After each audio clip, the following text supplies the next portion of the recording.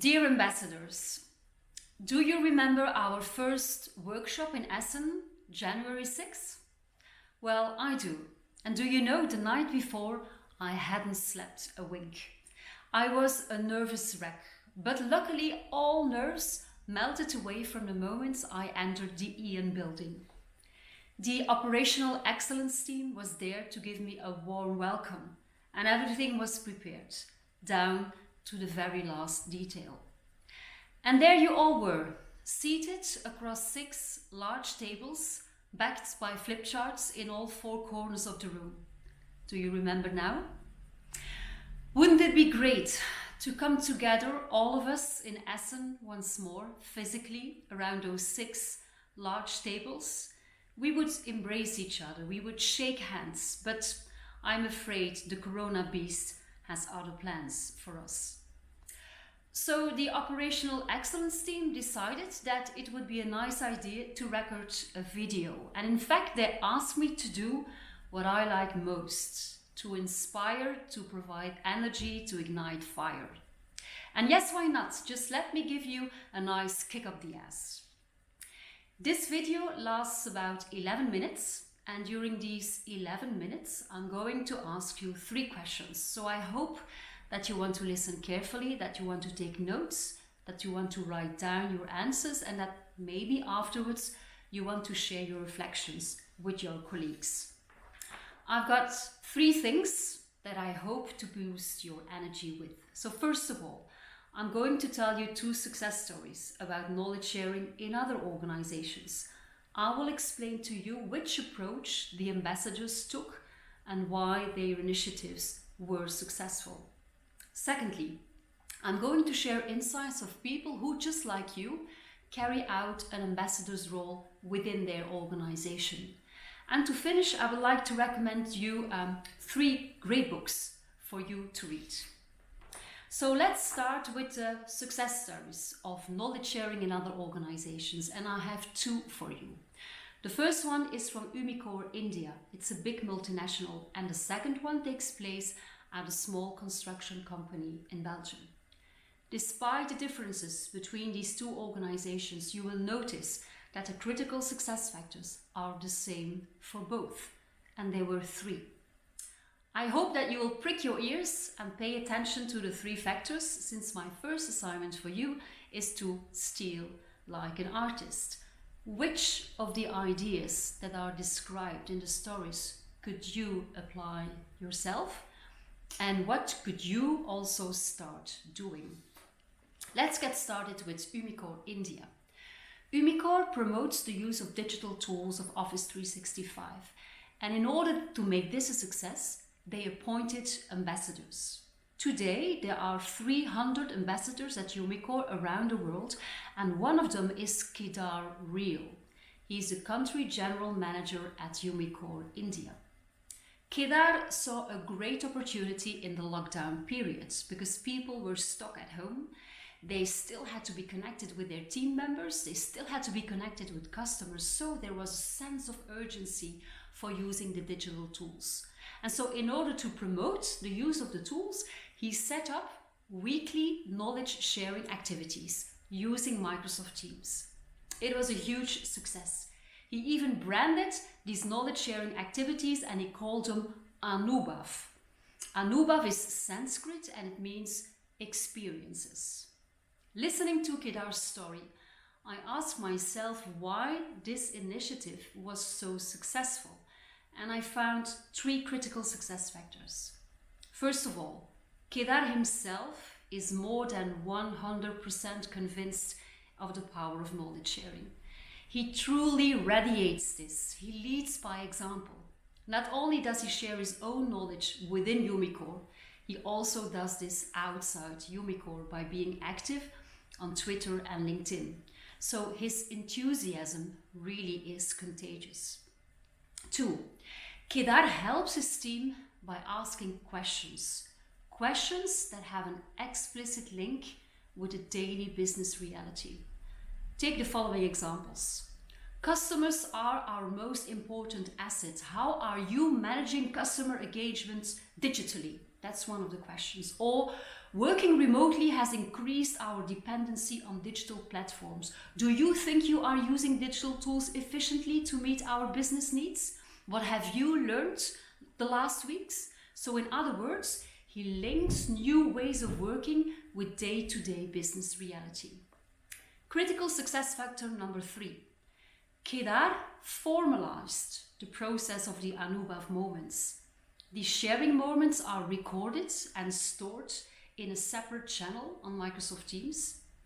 The sessions are organized on a weekly basis, which guarantees a good rhythm. The HR teams helps participants in creating the required interactivity, and guidelines were established to ensure effective sessions. And so now, as promised, a second story. The story about a small Belgian company active in the construction sector. In May 2020, the managing director of the organization contacted me and he said, Isabel, I desperately need more innovation. We spend too much time staring at ourselves and we just keep on doing what we always have been doing. And that could eventually mean the end of our organization. We have to be able to get closer to the customer. We have to broaden our horizon, look more towards the outside, and then pull the knowledge towards us and share it among the different departments. And so this will allow us to improve our processes, to improve our products. That was an interesting question. And what did we do?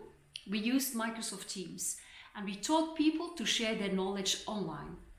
This story is different from Umicore's story. At Umicore, Kedar set up synchronous knowledge sharing activities.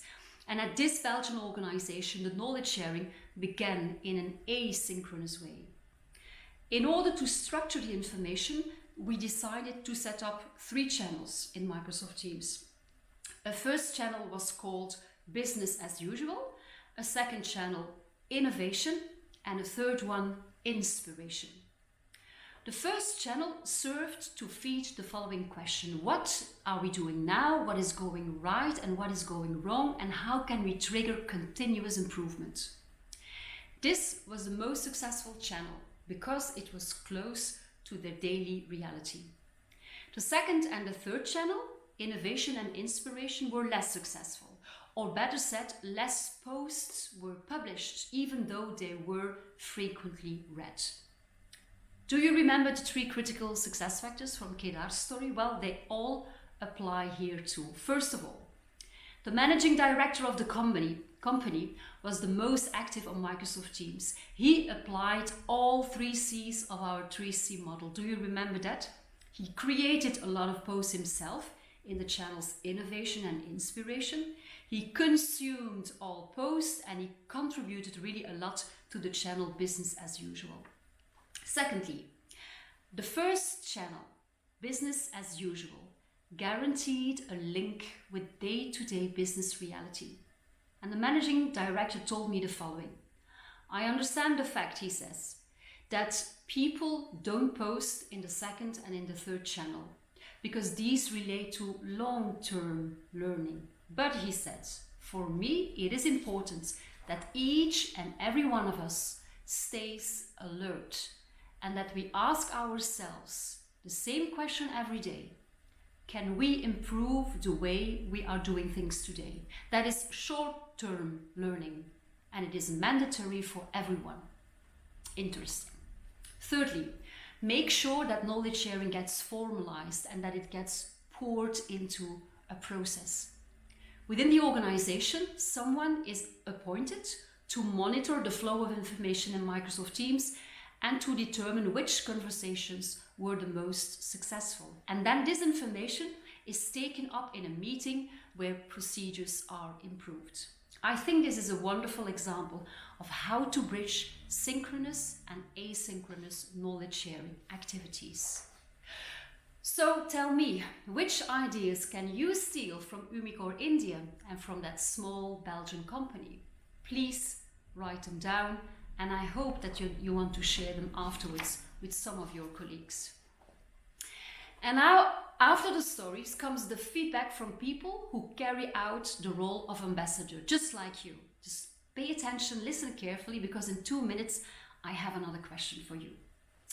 Euroclear, a Belgium-based financial services company, wants to ensure that their employees use the digital tools of Office 365 in an optimal way. Those playing a crucial role in this challenge are the ambassadors who are spread across the world. Mid-September, I participated in a webinar with these people, and one of the questions I asked them was the following: which mindset and which skills do you need to fulfill your role as an ambassador successfully? So here I go again. Which mindset and which skills do you need to fulfill your role as an ambassador successfully? What do you think their answers were? Well, I can group their answers into 3 large blocks. The first block holds openness, curiosity, listening, empathy, and being interested in other people. The second block, optimism, the perseverance to be a successful ambassador does not always come that easily. And then the third one gathers being networked, not being afraid to make contact with all layers in the organization, especially with the executive level, because of course support from the higher layers is just key. So what about you? Are you curious? Are you really listening? Do you have the courage to be perseverant? Are you networked? Are you still building your network in a proactive way, inside Ian, outside Ian? Please write your answers down. And then, of course, I have another question for you.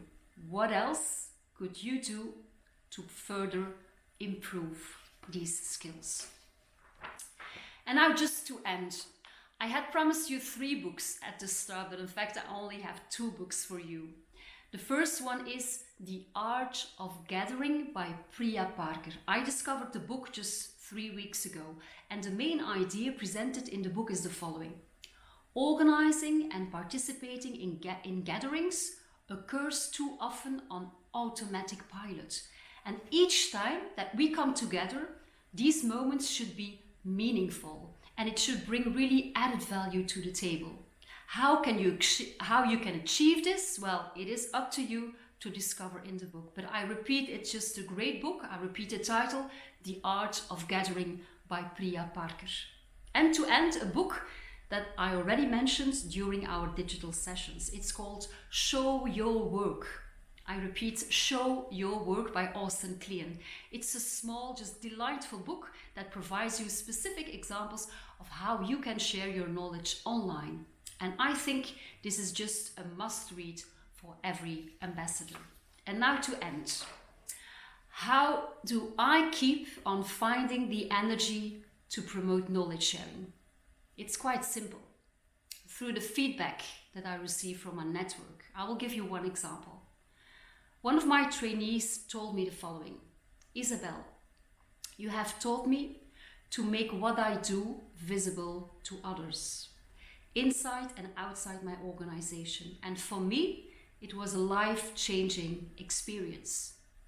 By sharing my knowledge, I have become more conscious of what I do, what I'm able to do, and what I like doing. And this has given me more visibility within my organization. And now I'm even being recognized by customers and also by colleagues. It has made me a happy professional. I hope that you also have the power and the energy to carry on promoting knowledge sharing, because you are helping other people by doing so. You are making them happy and you are making your organization stronger. Good luck.